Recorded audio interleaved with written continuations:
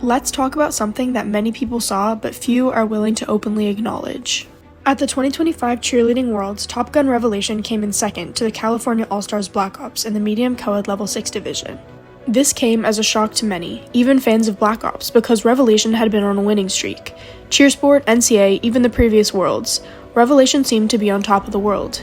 They were the fan favorites of the season, along with teams like TGLC and BSB.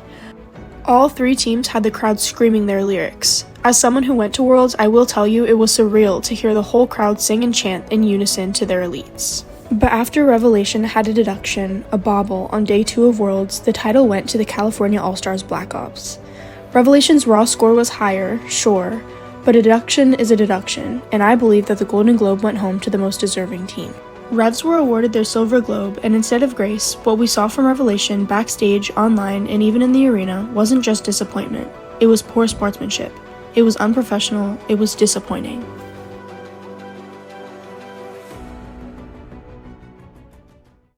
I'm not making this video to drag athletes. This video is about what happens when the favorites don't get the outcome they expected, and how that behavior reflects a deeper issue in elite cheer culture. So let's talk about Top Gun Revelation and what went down at Worlds 2025. Revelation came into this season as the clear frontrunner, with back-to-back wins, iconic elite and pyramid music, and they even had the whole crowd singing along. I would say a majority of people in the arena expected them to take home the globe, but they didn't. But what happened next said a lot more than any score sheet ever could. As I mentioned earlier, Cali Black Ops came first. No themes, no gimmicks, nothing but pure skill from Blops. You'd think the conversation would focus on two phenomenal teams giving it everything on the mat. Instead, it turned into something much uglier. I received exclusive footage from Backstage after finals. In it, a ringsizer named Santoan is seen raising his voice at Revelation athletes, their parents, and their coaches. Not out of anger, but out of frustration. He's literally pleading with them to show some sportsmanship, telling them that just because they didn't win, that doesn't give them permission to act disrespectfully. I would like to talk to you. Walk to me. I'm not a random. Top Gun Revelation! Walk to me, please, and thank you. I would like to share a message. You think I might happen? Y'all okay? Y'all okay? How y'all doing? Top Gun Revelation? I want to commend you, first of all, on your job well done. My only issue is this right here. I train a Top Gun. TGLC, promise I have credentials. Okay? Some of y'all over here, the only thing I encourage you to do is to show these kids how to be gracious. Because there comes something after cheerleading called real life.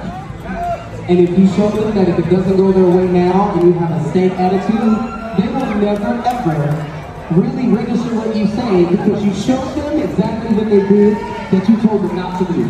I'm not coming at you, I'm telling you, the only thing these kids should feel right now is happy tears because their parents are sitting here with their arms crossed.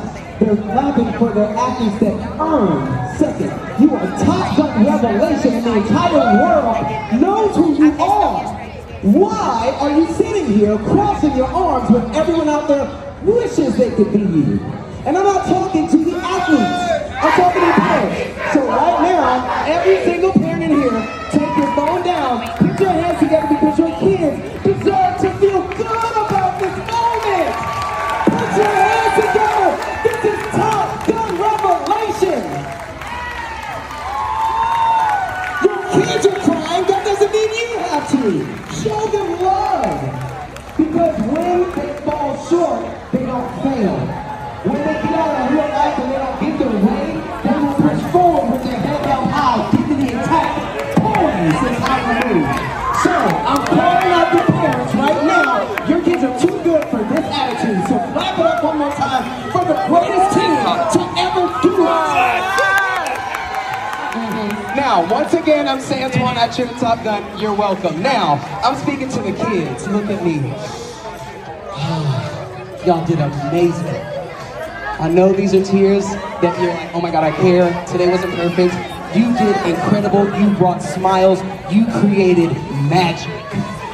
Don't ever forget that. Every last one of y'all are kings and queens. I I know you feel how you feel, because right now this is what you work for. Y'all shine bright and you bring a smile to my face every day.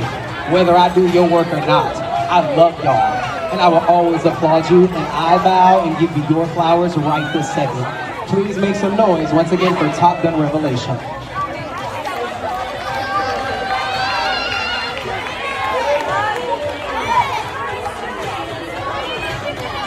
All right, I'll get out of here with that. I love y'all. I want to give out some hugs. Please hug somebody. Multiple sources backstage confirmed that the team and their parents were upset, which is understandable, but what crossed the line was how that disappointment turned into bitterness and overt disrespect. Perhaps in choosing to address the crowd, what Santoan did was misplaced and maybe out of line. Not because of how he did it, but because it wasn't his lane to begin with. As a ring sizer, he's not in a position of authority over the athletes. Stepping in to scold or lecture them, even with good intentions, may have overstepped boundaries. There's a difference between expressing concern and assuming a role that isn't yours. However, it didn't appear anyone else was taking the lead in pointing out the bad behavior either. What we saw from parents and athletes is what we expect from sore fans online. Not from athletes representing one of the most iconic cheer programs in the world. Some athletes were allegedly throwing shade at Black Ops' win, questioning the legitimacy of the results. They criticized the fans for chanting "We want Cali," a popular chant that the California All-Stars does to support their teams. Some Top Gun fans retaliated by chanting "We want Top Gun," as seen in the short clip I'll insert.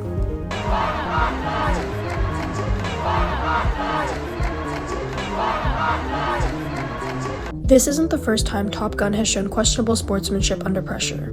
Let's talk about Adrian Butler, head coach of Revelation. Before I get into his critiques, I wanted to share a message he posted after Worlds. He made a long Facebook post criticizing the sportsmanship of other teams of the competition. He said, "This weekend, I witnessed and my athletes experienced behavior that crossed the line from spirited support to taunting." I believe he is referring to the audience chanting "We want Cali" and other competitors in his division like Spirit of Texas royalty athletes celebrating when Cali won. Now, don't get me wrong, I can see how it might feel as though people are taunting you and your team by excessively celebrating when you lose. It must not feel good, but you have to look at it through a different lens. When you see it as them celebrating your loss rather than celebrating the other team's win, you're purposely viewing it in that way in order to maintain your victimhood. Sources, some even being coaches from other well-known teams, say that Adrian has played competitors' music loudly backstage to psych them out before their routines. In a Facebook statement from Courtney Smith Pope, the owner of Cheer Extreme Kernersville and the coach of Cheer Extreme Senior Elite, she criticized Butler's past actions, stating, "You can make a huge step forward in that regard by not intentionally playing your competitor's team's tracks in a warm-up a few counts off from theirs to distract them intentionally. Respect always starts at the top." Butler responded to this, saying, "You know, you're right. I am a human that has made mistakes in previous seasons like everyone else. But what I have done is taken accountability for my actions and have actively taken steps to be better." Courtney responded to this, saying, "It was this season. Twice." I want to take a moment to acknowledge something. The athletes on Revelation are talented. They're young and they're under immense pressure, and they're a reflection of their environment that they've been trained in.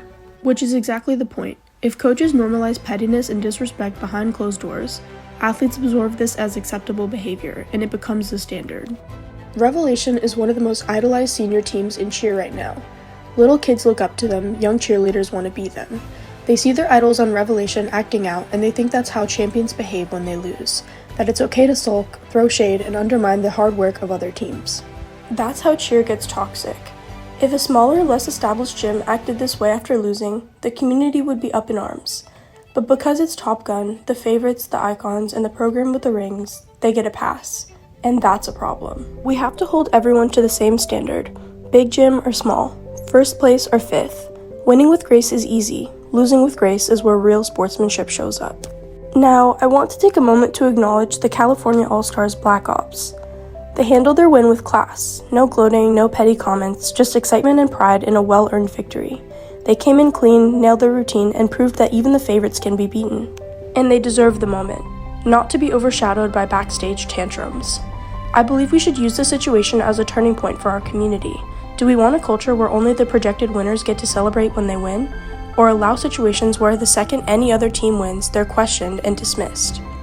We have to do better, and that starts at the top. Coaches, program directors, and choreographers, the tone starts with you.